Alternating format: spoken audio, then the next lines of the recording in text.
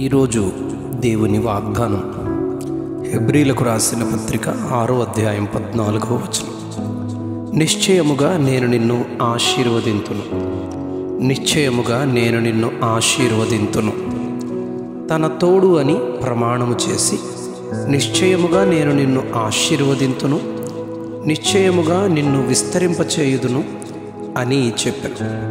తన నోటి మాటతో శూన్యముగానున్న సమస్తమును పలికి సృష్టించిన పరిశుద్ధ గ్రంథములోని దేవుడు 11వ అధ్యాయం ఆదికాండంలో బాబెలు గోపుర నిర్మాణము దగ్గర భాషలు తారుమారైన తరువాత హారానులో నివసిస్తున్న తెరహు కుటుంబంలోని అబ్రహాముకు ప్రత్యక్షమై చరిత్ర ప్రకారము తండ్రి తయారు చేసిన బొమ్మలను బయటికి తీసుకుని వెళ్ళి అమ్ముచున్నప్పుడు అబ్రాము హృదయంలో ఎన్నో ప్రశ్నలు.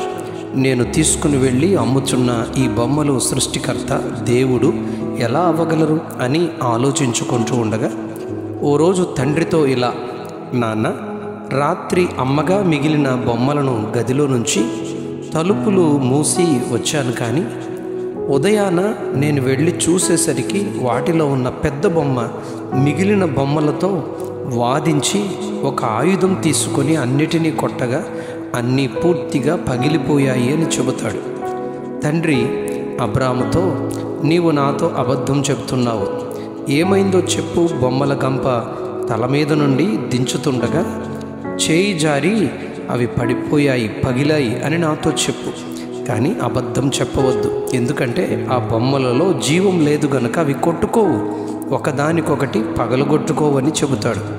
అబ్రాము తన తండ్రితో, జీవము లేని ఈ బొమ్మలు మరి సృష్టికర్త ఎలా కాగలవు?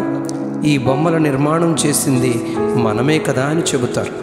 ఇలాంటి పరిస్థితుల మధ్య అబ్రాము నిజదేవుడు, సృష్టికర్త, మానవాళిని పుట్టించి పాలించి రక్షించే దేవుని కొరకు అన్వేషిస్తున్న దినాల్లో అబ్రాముకు 75 సంవత్సరాల వయస్సు, షారా తన భార్యకు 65 సంవత్సరాల వయస్సు. అప్పటికి వారికి పిల్లలు పుట్టలేదు.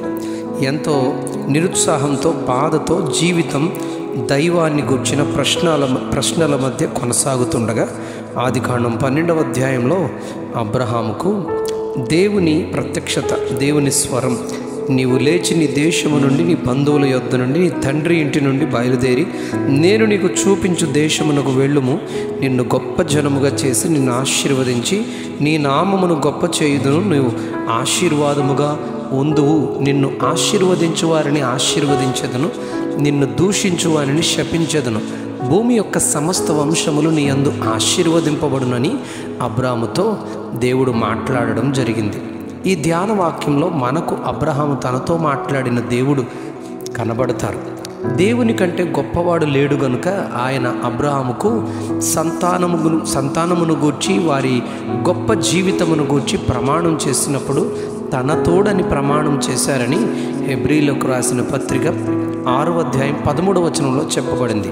ఈ ధ్యానంలో మనము గుర్తించవలసింది ఏమంటే, ఆయన నిశ్చయముగా అని చెప్పి అబ్రాము జీవితంలో అన్ని ఆశీర్వాదాలు అనుగ్రహించినట్టు గ్రంథములోని ప్రతి వాగ్దానం చెప్పిన దేవుడే నెరవేర్చునని మనం పూర్తిగా విశ్వసించాలి. అబ్రాము దేవుని నమ్మెను అని పరిశుద్ధ గ్రంథంలో పూర్తిగా చెప్పబడింది. ఎన్నో చోట్ల మనం చదువుతాం, నేను నిన్ను ఆశీర్వదింతును అన్నట్లే తదుపరి అబ్రాము దాసుడు ఎలియాజరు తాను మాట్లాడవలసిన అవసరం, తన కుమారుని వివాహాన్ని గూర్చి మాట్లాడే సమయంలో ఆదికాండం 24వ అధ్యాయం 35వ వచనంలో, యెహోవా నా యజమానుని బహుగా ఆశీర్వదించను గనుక అతడు గొప్పవాడాయనని చెబుతాడు. ఆశీర్వాదానికి మూలం నరుని కష్టం కాదు, యెహోవా దేవుని మాటయే అని సామెతల గ్రంథం 10వ అధ్యాయం 22వ వచనంలో చదువుతాం. ఆదికాండం 17:2లో మనం దేవుడు అబ్రాముతో, నాకును నీకును మధ్య నా నిబంధనను నియమించి నిన్ను ఆశీర్వదించేదనని చెబుతారు.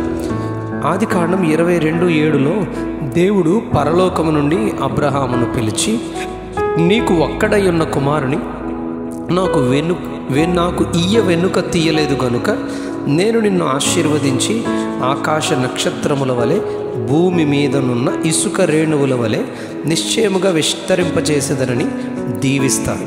ద్వితీయోపదేశకాండం మొదటి అధ్యాయం 10వ వచనంలో మీ దేవుడైన యెహోవా మిమ్మును విస్తరింపచేసెను గనుక నేడు మీరు ఆకాశ నక్షత్రముల వలె విస్తరించారని చెబుతారు.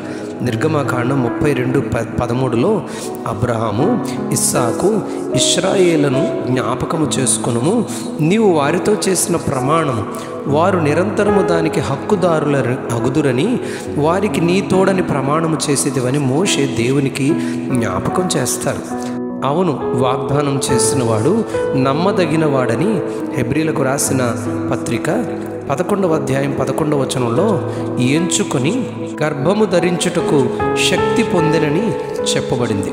వాగ్దానమును పొంది నమ్మి స్వతంత్రించుకొనిన అబ్రహాము వలె మనమును విశ్వసించి జీవితంలో నిశ్చయముగా అని చెప్పిన దేవుని ఆశీర్వాదం పొందుకుందాం. అట్టి కృప ఆయన మనకు దయచేయును గాక. Amen, amen, amen. నిశ్చయముగా నేను నిన్ను ఆశీర్వదింతును.